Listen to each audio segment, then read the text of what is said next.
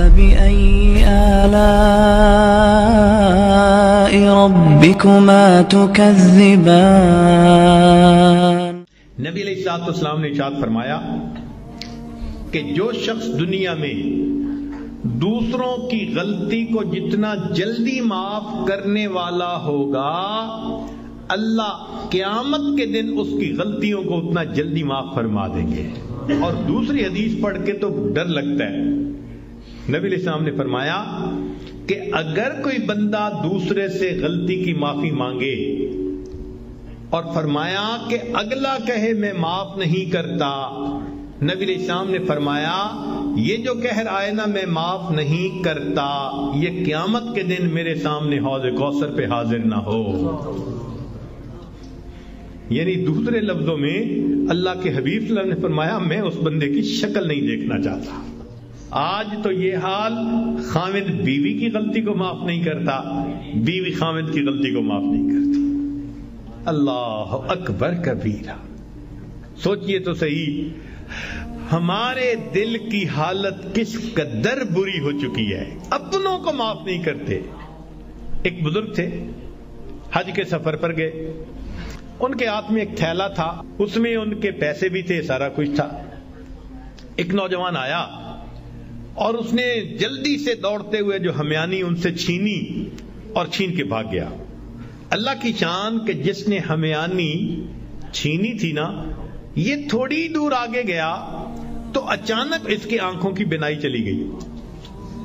کئی دفعہ ہوتا ہے نا، بیٹھا ہوا آدمی اٹھے تو آنکھوں میں اندھیرا آ جاتا ہے، تو اس کی بھی ایسی حالت ہوئی کہ اس کی آنکھوں میں اندھیرا، بینائی چلی گئی۔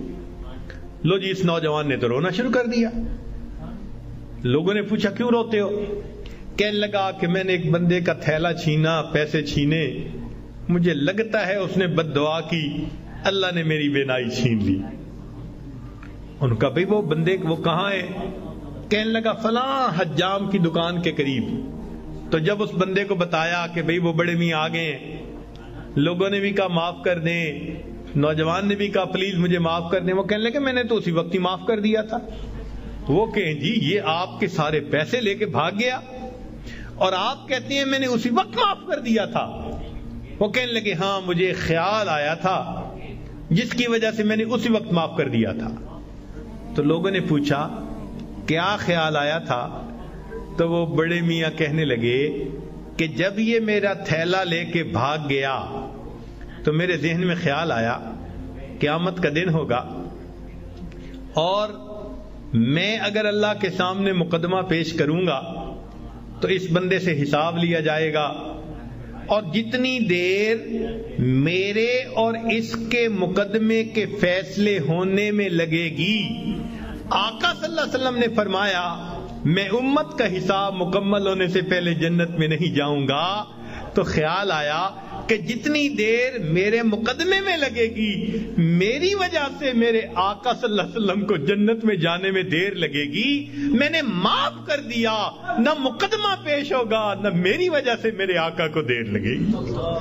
آج ہماری اگر یہ سوچ بن جائے تو ہم ہر ایک کو معاف نہ کر دیں کہ ہماری وجہ سے تو ہمارے آقا کو دیر نہ لگے نا جنت میں جانے میں۔ ہم بھی اپنے گھروں میں اپنی بیٹی کو، اپنے بیٹے کو، اپنی بیوی کو، اپنے بھائی کو غلطیاں ہو جاتی ہیں، باتیں ہو جاتی ہیں، تو بجائے دلوں میں کینہ رکھنے کے اور بجائے دلوں کے اندر دشمنی پالنے کے، ہم اللہ کے لیے معاف کرنے کی عادت ڈالیں۔ یہ نبی علیہ الصلوۃ والسلام کی عادت مبارکہ ہے۔ اللہ ہمیں اس سنت پر عمل کرنے کی توفیق عطا فرمائے، اور اس کے بدلے اللہ قیامت کے دن ہمارے قصوروں کو معاف فرما دے۔ میرے دوستو، ہم اس کے زیادہ محتاج ہیں۔ دوسرے نے تو ایک غلطی کی ہوگی اور ہم نے پتہ نہیں اللہ کے کتنے گناہ کیے ہیں۔ اگر ایک غلطی کو معاف کرنے پہ وہ پروردگار سب گناہوں کو معاف کر دے تو سستا سودا ہے۔ اس لیے جب بھی کوئی معافی مانگے یا نہ بھی مانگے، اللہ کی رضا کے لیے اللہ کے بندوں کو معاف کر دیا کرو۔ اللہ تعالی ہمیں اس صفت کے ساتھ بقیہ زندگی گزارنے کی توفیق عطا فرمائے۔ وآخر دعوانا ان الحمد للہ رب العالمین۔